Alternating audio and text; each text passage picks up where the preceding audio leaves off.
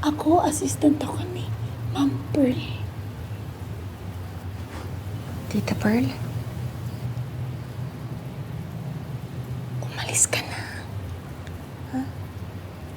Umalis ka na. Papatayin ka nila. Huwag kang papayag na ialay ka nila kay Sitan. Umalis ka na.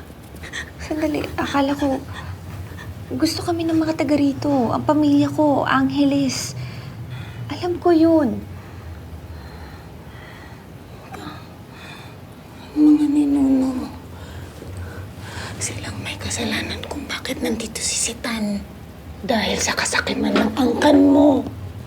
Ibinenta nila ang San Malverde sa demonyo. Ano?